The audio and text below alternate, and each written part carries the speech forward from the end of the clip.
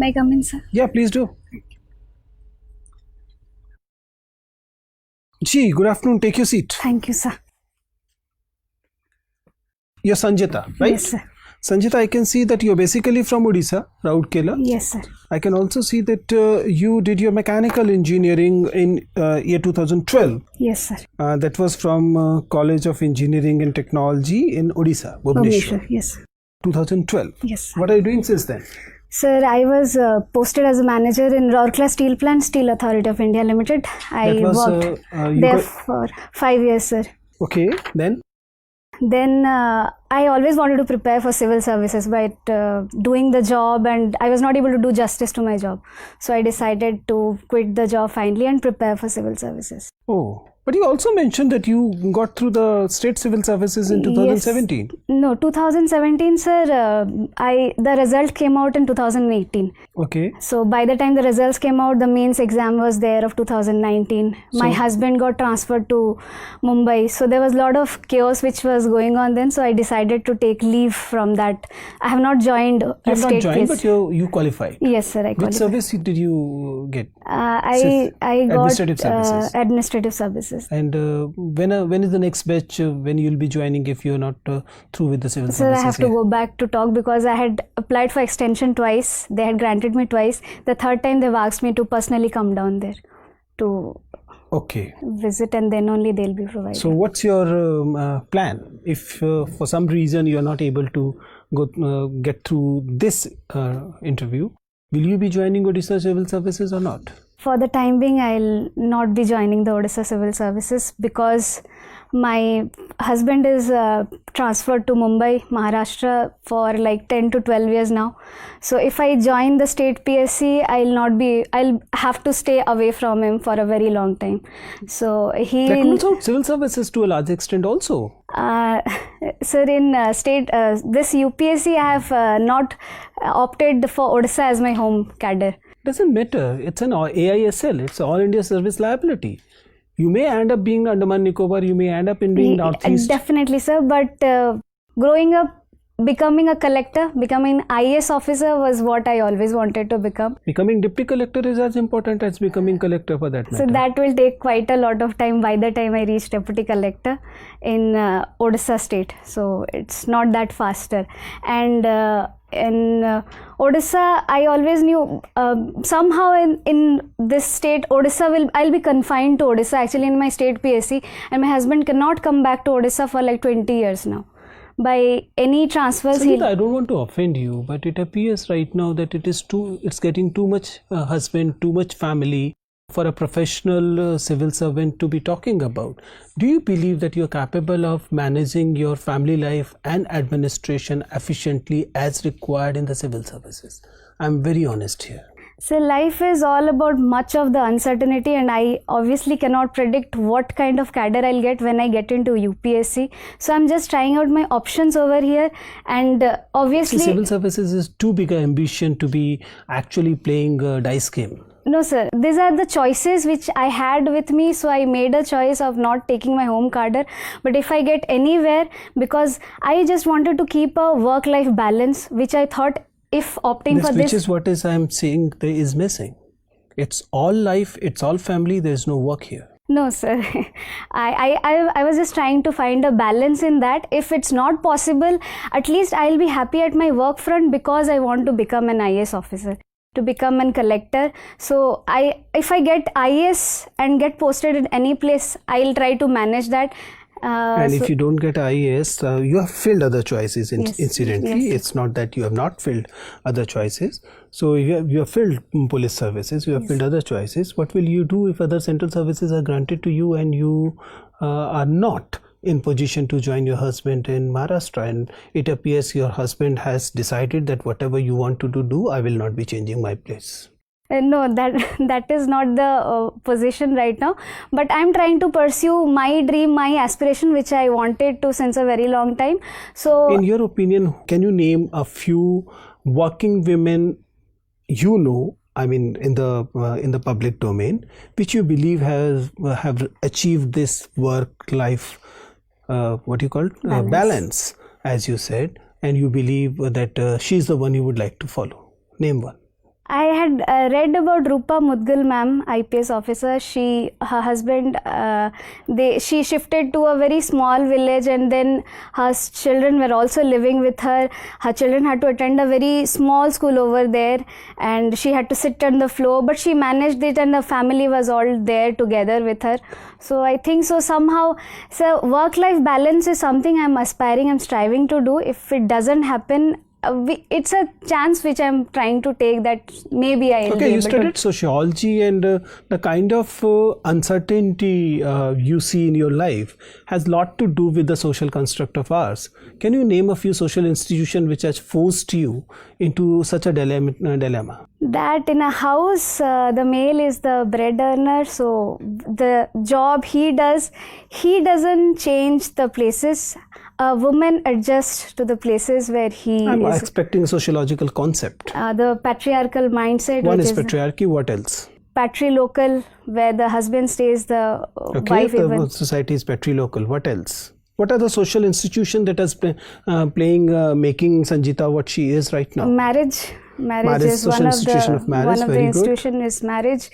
Family, that family has to stay together. There's a concept of Fine, thank you. So, Sanjita, Yes, you are sir. from Odisha. Yes, sir. What do you know about Black Pagoda? Black Pagoda is the Konark temple, is known as Black Pagoda. The Britishers, when they came down to Odisha from very far, it looked as a black pagoda to them, so they named Konark temple as Black Pagoda. Okay, have you heard about Sub Pagoda also? Sorry, sir, I cannot recall. Okay. What is difference between Marxism and Maoism? Marxism as a concept, it basically focuses on how economic structure is the basic foundation on which a complete society is built, and the superstructure which is there, it completely follows or evaluates what the economic structure is there. Maoism focuses on, I'm not getting the idea clearly right now, I'm sorry, sir. Naxalites are also called Maoist. Yes. Do you know why? They follow the Mao ideology that there has to be collective ownership of the land. They have to have, the community has to have rights on the land, the forest, whichever they call their own resources. So, Okay, there are three temple architecture style in India. yes, sir. One is Nagara, Besar and Dravidian style. Yes, sir. In Odisha, which style is prevalent? In Odisha, sir, Nagara style is highly prevalent. Could you give some examples of Nagara style temple? Sir, Lingaraj temple is a great example. Mukteshwar temple in Bhubaneswar is also a very good example. Sri Jagannath temple is one of the most biggest highlight of Nagara style. Konark temple is also an highlight of Nagara style. Sir. Okay. What are the features of Dravidian style architecture? Sir, Main features. Dravidian style architecture, the main Garbhagriha is a very small room, and then the Vimana which is made, it's like a layered Vimana which has in a pyramidical size. But in Nagara, it's in a conical shape.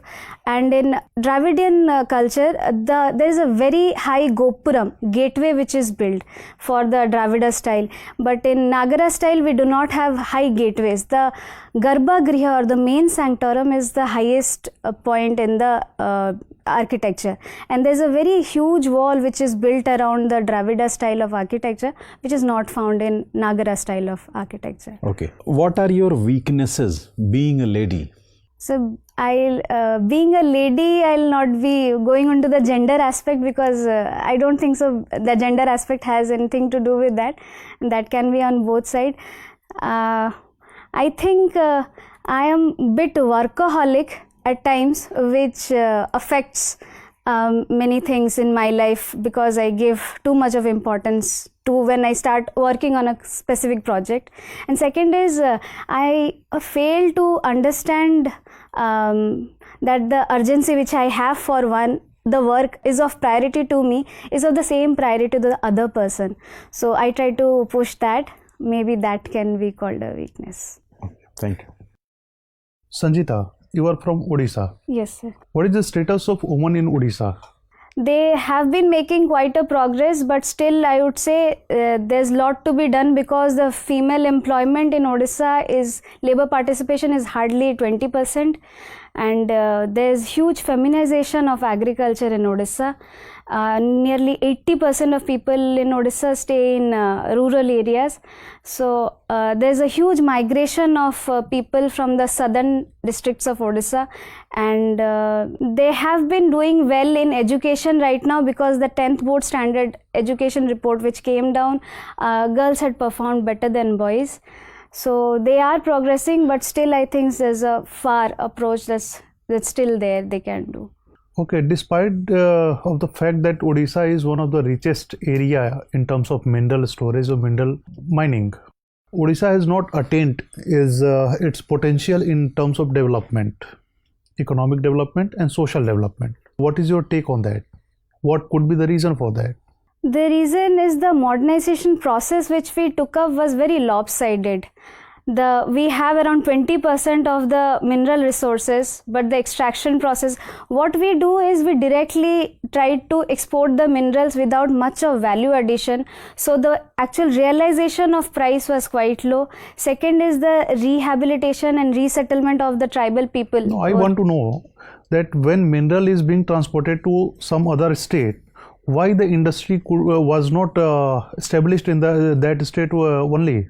Because of the problem of the availability of land resources, which was one Odisha of the... is lacking in land resources. No, we have land resources, but there was too much of... When the POSCO plant came down, there was too much of agitation among the tribals, among the locals, because of which POSCO finally couldn't set up a plant. So what make the people of Odisha to get agitated against such kind of project, which is for their own development?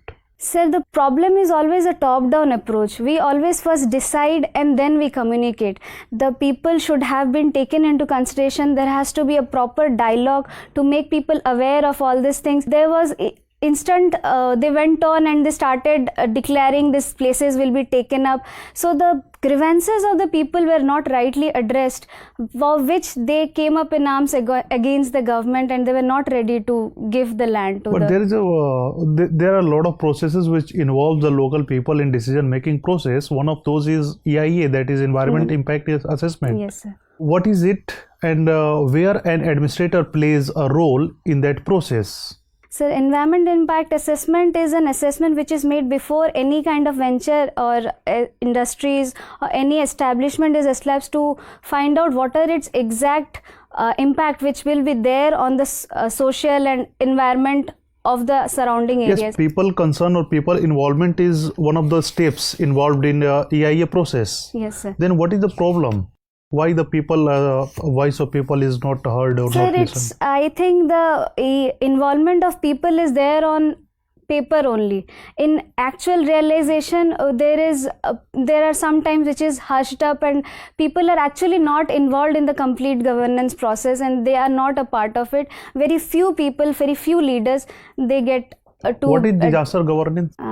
Disaster governance is a process by which there is a proper pre-planning of how to handle a disaster, then having a plan for that, then risk mitigation, and then rehabilitating the whole people after the disaster has occurred, and then re-preparedness. How Odisha is leading by setting an example in the process of disaster management in the country? Sir, this time in the Fani cyclone which hit Odisha, we have evacuated everyone, and the casualty was only... What is the state bird of Odisha? Blue jay, sir. What? Blue jay. Are you sure? Yes, sir. What is the IUCN status of that bird? I'm not sure, sir. I just know. Okay, Sanjita. Yes, sir. Rourkela has a major steel plant of sale. Yes, sir. What do you know about the new national steel policy? So the national steel policy aims to increase the production of steel to around 300 million ton by the year 2030, and we want to increase the per capita consumption of steel of people to around 160 kg by 2030. Do you have any idea about the amount of production that we produce currently? Yes, sir. Right now in 2018-19 it was around 110 million tons. Million tons. Yes, sir. All right. And what is the ranking of India in terms of steel production globally? Globally, it's second, sir. Second. Okay. I think India recently pipped Japan. Yes, sir. Yes. It did. Is the steel sector one of the major contributors for non-performing assets, bad loans. Is it so? Yes, sir. Yes, please. Sir, its finance is one of the biggest. It's a very capital intensive sector, steel sector, and steel demand is a cyclical demand. There was a huge downturn in the steel sector in 2014 to 16, where the prices of steel went down very far. So the cost of production was very high. We incurred a huge loss. Especially for SAIL, we took a huge loan from the market to expand there was a huge expansion plan. Because of this nature, and there was the high borrowed capital has a high cost in India specifically. So because of all of this, there was the steel sector had so many of downturns in the recent. All right. And why public sector banks are so disproportionately affected in terms of bad loans? Because of the dealings, they usually around 80% of the economy is dealt by the public sector banks, and the farm loan waivers which takes place, the cooperative banks, those all things, the bad loans pile up on the public sector units, and the infrastructure projects which have a very huge gestational periods, they are usually financed by the public sector banks. So the non-performing assets have shoot up because of that. Can you please enumerate 2 or 3 most important reasons towards this issue of bad loans? Only 2 or 3 most important ones? Reasons? Yes, reasons for bad loans. First is the issue of getting a land in time. So this increases the time of the project, which leads to rise of the second. In the steel sector, which I have seen, the project was to be completed by a time which was extended to a timeline of around 5 to 6 years. This leads to rising of the debt in which SAIL had taken from the market. So completion of the project is another factor, and there are many cases which are pending in Supreme Court and High Courts, which again add further to this rising bad loans. All right. And why do we import coal for steel sector even though we have abundant resources of coal? Sir, the coal which is used in blast furnaces is coking coal. The coal which we have in India has high amount of sulfur, which cannot be used in the blast furnaces. So that's why we have to import good quality high grade iron ores from coal from Australia. Right. You have a mechanical background. Can you please explain that are automobile companies ready for rollout of BS6 fuel all across the country? They are trying. The research and development is not at completely at But we have a target from 1st of April. Yes. I am not sure about it, sir. Not sure, right. And what is the concentration of sulfur in BS6 fuel? I'm not able to recall now. Right. Sorry, sir. You know, Oriya is a classical language. Yes, sir. What are the other classical languages in the country? Tamil, Malayalam, Kannada, and Telugu. And Sanskrit? Sanskrit, sorry, sir. Right. So, it is also in the news that Marathi community are demanding classical status for Marathi language.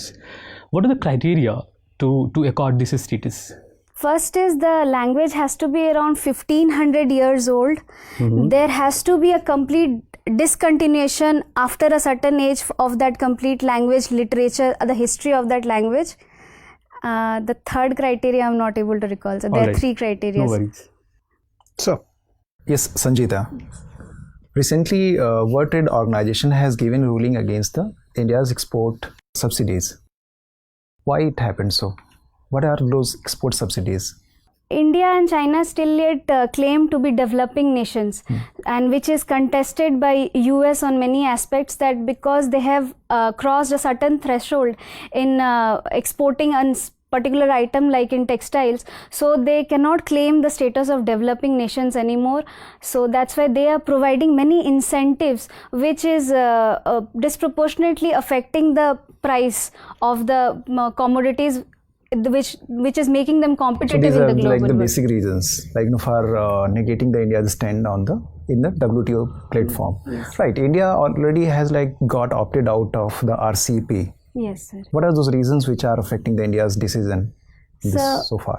One of the basic reasons which India went out was they were wanting India to open up its market for the goods which has to come, but the similar reciprocation India was not finding from all the other sectors, from all the other countries, specifically in the service sector, and to send the working personals. Australia was not allowing to give a more open market to India, and we have a huge deficit with China. We already have a free trade agreement with all the Asian nations, but we do not have a direct free trade agreement with China, and this would have flooded Indian markets with cheap Chinese goods. So, what is Quad? Quad is an association of 4 nations: India, Japan, Australia, and US, which has been formed to provide an open and prosperous Indo-Pacific. Do we have the 2+2 mechanism with all Quad 4 countries? I'm sure about US and Japan. I'm not sure about Australia, sir. Right. In a recent judgment, Supreme Court in Sabarimala case has come out to principles. So the constitutional morality and the essentiality of the religious practices. What does these principles say? Constitutional morality refers to the morality which has been enshrined when the constitution makers actually made the constitution, what they thought is proper for a society to be followed. And essential religious practices is confined to a particular religious denomination, that what they consider to be very essential for them to practice, which fits into their religious faith or belief. Do you think with this principle, if any particular religion is, you can say, embedded with any religious malpractice, don't you think so, like the court there have a duty in terms of getting it eradicated, so that the larger larger section of the people within the religious fold could enjoy our the more religious freedom and get rid of those ill practices that will make the society, as you being a sociology student, more healthy. I couldn't get. So can you please? I beg your pardon, sir. All right. So let's move forward. In Odisha, I believe there had been a Devdasi system in Odisha temples. Yes, sir. So that is believed that the girls before attaining their puberty, they were supposed to given to the temples. Yes, sir. This particular practice still is being followed and observed in Odisha temples? No, sir, it is not followed. It got abolished. Yes, it got Which abolished. particular act has got it abolished? I don't know, sir. The act. 1947. Okay, sir. Right. Thank you, sir. All right. Okay, Sanjita. Yes, sir. You mentioned that you like to, you're keen on exploring new places and cuisines. Yes, sir. Recently, this coronavirus was in news.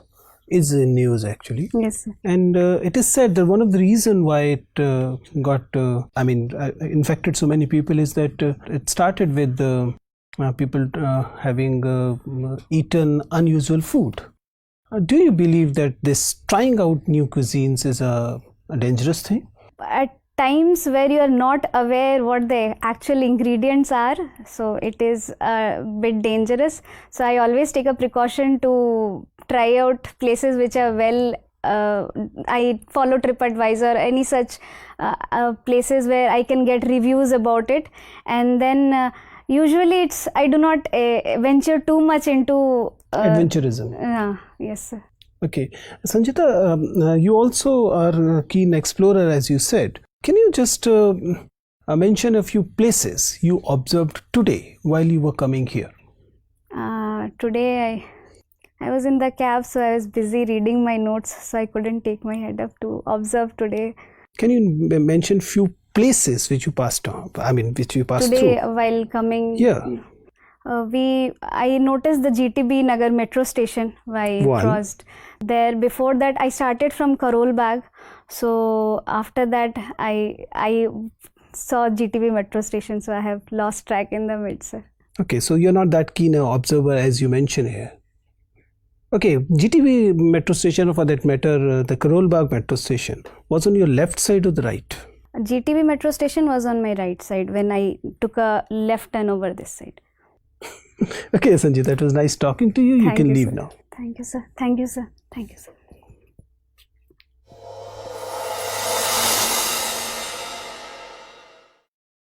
Aye, Sanjita, please take your seat. Thank you, sir. So Sanjita, how long you've been in Delhi? Sir, 5 days. 5 days. And you intend to stay till your interview? No, sir. You'll be going back? Yes. Okay. So how many interviews you have given already? Once. What's your take on this interview? What are the areas you believe that you're doing fine and where you believe that you're not doing that good? The question which you asked, I knew that would be the family and work-life balance that I have to improve on a way I'll present it so it does not look negative as you pointed out. So that I'll think. Baki sir, you will. See, Sanjita, my reading is that you're a wonderful candidate. I mean, unless you are hell-bent on spoiling your chances, I don't see any reason why. I mean, you're getting my point. You have answers for the most of the questions. Your analysis is really good. You have such good strengths. Thank you. But I don't know why you are underplaying your strengths and underlining your weaknesses. You're getting my point. If you look at the whole, my request will be that look at the video very carefully. Okay, sir. There's hardly a question for which you don't have a good answer. There's hardly a question. But you are very tentatively starting the whole interview. You're getting my point? You're a very good candidate, trust me. I mean, you have been working in a good PSU. Thereafter, you cleared a very important examination, right? Now you are appearing the civil services interview. You're not realizing the achievements you already have. These achievements should give some kind of a radiance on your face rather than being a tentative look which you unnecessarily carry. So the last interview I was said that you're over enthusiastic, you smile a lot, so tone it Smiling, down. that's I maybe have toned it down a lot. I'm not worried about the smiles. I'm not even saying that smile more. That's not what I'm saying. I'm merely saying that play on the strengths of your personality rather than the weaknesses. Okay, sir. Don't drive the boat to your weaknesses. Drive them to your strengths. Okay, sir. Okay, you getting my point? Okay. See, my understanding is that your entry is good, your voice level is good, flow is good, your vocabulary is strong, your hand movement is a problematic area that you'll be working on, and your eye contact is not the best. Right? Okay, sir. About the eye contact, you need to understand, you had been a manager, you'll be able to understand that if you are looking at me, right, and when I'm talking to you, whatever the information is being transmitted, that is through words. Yes. But the trust building exercise is being done by the eyes, right? If you break eye contact and look elsewhere, you may or may not get their trust, but you will be losing mine. You getting my point? I'm exactly not able to understand because they say when you're answering, you're supposed to look at everybody. No. That's not the. I know there are schools of thought, and you'll have to do a bit research to decide which one to follow. But I've been doing it for 20 years. I'm explaining why it is important. Okay. If you're looking at me and you're talking to me, there'll be a trust between you and me. Yes. If I'm looking there and talking to you, I will not have your trust. You're getting my point? Yes, sir. So primarily, you have to look at the person you're talking to, if possible, in the eyes of the person. A few glances here and there will not hurt. Okay, sir. Okay, few glances here and there will not hurt. Okay, but if you keep a rotating eye contact, what will happen? You may or may not get their attention, but you will be losing mine. Okay, sir. And what you will be losing is trust. What you are getting is merely attention. Okay, sir. You're getting it? Yes. And there's a qualitative difference between attention and the trust. Yes. Right? Yes. I hope I made myself clear. Yes, you have to take a call, but this is what I understand. I've been doing it for 20 years. I'm telling candidates, and they generally are benefited by it. One thing. Second is again the initial part of it. You need to. I don't know why are you overplaying the family thing. You have been a wonderful working professional. Yes, sir. You were working in a very good PSU as in a supervisory role. So you acquired some skills there. Yes. Thereafter, there's a very small break. Yes. Even in that break, you have the achievement of cracking a state civil service examination, which you're not saying you have dropped. You're merely saying that you may join. Yes, sir. Right? Yes. You're likely to join. Yes. You don't even say may join, say likely to join. Yes. Right? Yes. And then you're appearing the civil service. Everything is in place. Why are you bringing whatever is your weaknesses in between? Yes. You're not even lying.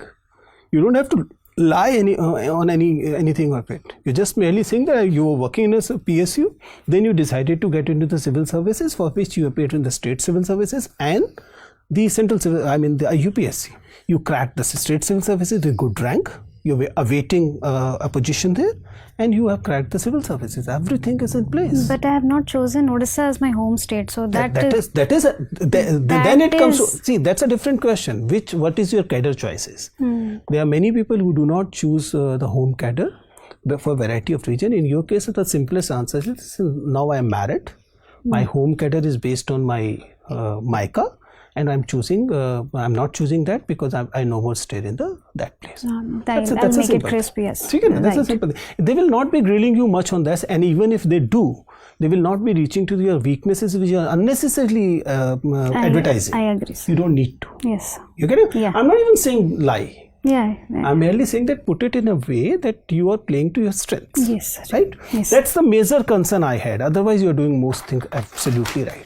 Okay. Right? On analysis issue, make sure that you're able to put your sensitivity and analysis, because these are your strengths, put forward rather than letting it go factual, though your facts are also more or less correct. Right? Okay, sir. These are the only things I need to tell you. You're doing really well. I'm sure you'll do wonders. Thank you so much. So, any other area I need to touch which... See, state you can do as much as you want. Yeah. Both. If you're claiming it to be Maharashtra as well, do study a bit Maharashtra also. Yes. Right? Odisha, you have done. You could not ask questions on Maharashtra and all, because in an interview it is not possible to cover all. About this mechanical engineering thing, I hope you have done, because you've got a very good CGPA also, which is unusual. I hope you're able to defend your mechanical engineering also. That is somewhat. okay. Right? I'll try. All the best. Thank you, sir. Thank you so much.